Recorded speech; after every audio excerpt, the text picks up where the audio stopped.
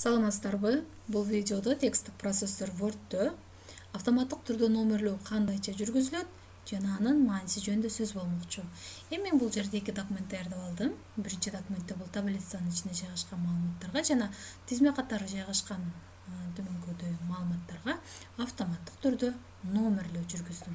Ал эми экинчи ушундай эле маалыматтарга колдо клавиатура аркылуу номерлөө жүргүздүм.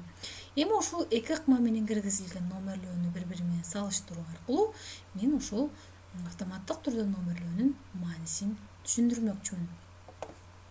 Алгач маанисин үйрөнүүдөн мурда кандай түрдө автоматтык номерлөө киргизилет, ушуга токтололу. Эми бул жерде мен номерлөө киргиздим. Эми ушул номерлөөдү жок кылып, анын кайрадан кандай түрдө киргизилерин көрсөтөм.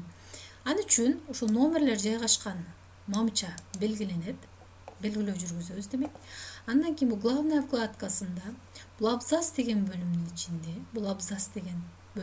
бул номерлөөнүн белгиси турат. Демек ушуга киребиз. Жок дегенди басабыз. Бул таблицада азыр номерлөө жоголду. Эми номерлөө коюу үчүн ушул кайсы мамычага номерлөө киргизилиши керек болсо, ошону демек белгилейбиз алгач сөзсүз түрдө. Белгилөө жүргүзүлгөндөн кийин демек бул белгиге келебиз номерлөөнүн. Бул жерде номерлөөнүн варианттары бар. Ушуларды тандап коебуз. Бул көрдүңүздөр, бул автоматтык түрдө номерлөө жүргүзүлдү. Эми ушул жерде кошумчалап кете турган бир нерсе бар. Эми кээде ушундай номерлөө койгондо көрүнбөй калат. Момундай түрдө. Бул номерлөө коюлбады деген түшүндүрбөйт. Болгону отстоп же болбосо кемтик чоң болгон үчүн бул жашырынып көрүнбөй калды. Демек аны бул кемтикти кичирейтүү менен мындай түргө келтирсек болот. Бул таблицага коюлат.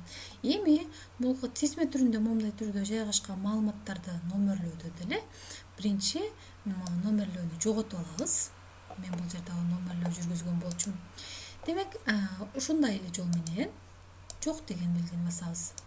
Эми ушундай бир тизме бар дейли. Ушуну автоматтык түрдө номерлөө керектелет. Демек, аны үчүн ушул маалыматтардын баарын белгилейбиз. Белгилөө жүргүзгөндөн кийин бул жерде номерлөөнүн түрүн тандайбыз. Варианттарын. Бул автоматтык түрдө номерлөө болду. Эми маанисине келели.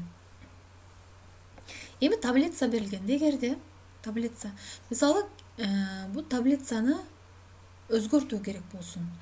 Кандайдыр бир жолчолорду кошуу керек болсун. Мисалы, 3 жолчо кошуу керек болсун. Мисалы, 3-чү жолчодон кийин дагы 3 жолчо кошулсун. Демек, 1-чи, 2-чи, 3-чү канча жолчо кошкубуз келсе, ошончо жолчону белгилейбиз.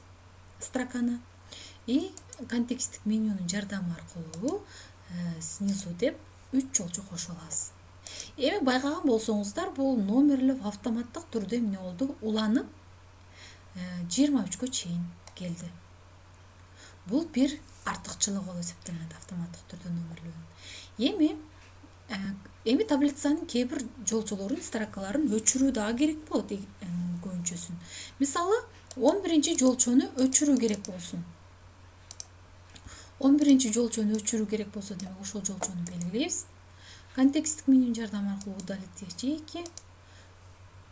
Көрдүңүздөрбү, бул 11-чи жолчону өчүргөнүбүздө анын ордуна 12-чи жолчо автоматтык түрдө чыгып, удалаш номерлөө уланып кетти.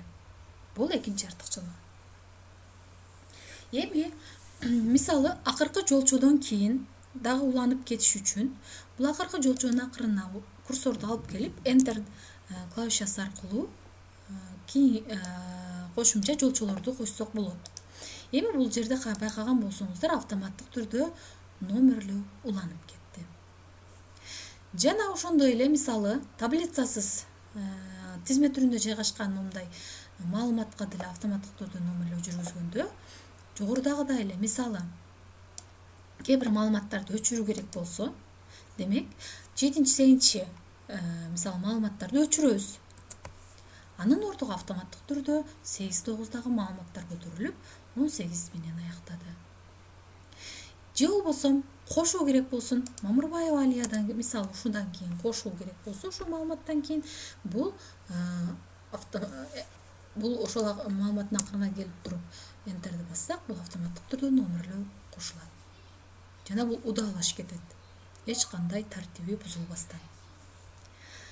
Бул артыкчылыктары. Эми бардык эле нерсени мындай салыштыруу менен дагы көбүрөөк сиңимдүү болот. Демек ушул колдо киргизилген номерлөө менен салыштыралы. Жогоруда аткарылган иш-аракеттерди эле аткаралы. Мисалы 3 жолчо кошулсун. Демек 3 жолчо кошолу. Байкадыңыздарбы, бул жерде эгерде колдо киргизилген номерлөө болсо, анда бул жерде номерлөө үзүлүп калды. Бул номерлөөдү бул жака жылдырыш керек болсо, демек кайрадан номерлөө коюу керек болот. Мисалы, же болбосо өчүрүү жүргүзөлү. Өчүрүү жүргүзүлгөндө мында дагы бул жерде 14-чү жолчону өчүрдүк. Ошонун ордуна 15 келип, 14-чү жолчо жоголуп, 13-төн кийин 15 болуп кетти. Демек, бул номерлөөнүн тартиби бузулду бул жерде. Же болбосо акырына жаңы жолчо кошкондо, акыркы жолчодон кийин мында дагы эч кандай номерлөө байкаганыңыздарча уланган жок. Жана бул тизмеде деле мисалы 7-8 катардагы маалыматтарды өчүрсөк, анда 6-дан кийин 9 болуп номерлөөнүн тартиби бузулду. Демек, мындан жыйынтык чыгарсак, колдо клавиатура аркылуу киргизилген номерлөө бул бизге болгону убактыбыздын корошуна гана себепкер болушу мүмкүн экен. Демек, мындан кийин ушул киргизилген маалыматтарга, же болбосо кандайдыр бир маалыматтарга номерлөө жүргүзүлүү керек болгон болсо, анда автоматтык түрдө номерлөө керек экендигин баса белгилейбиз. Видео түшүнүктүү жана пайдалуу болду деген ишеничтемин. Көңүл бурганыңыздар үчүн рахмат.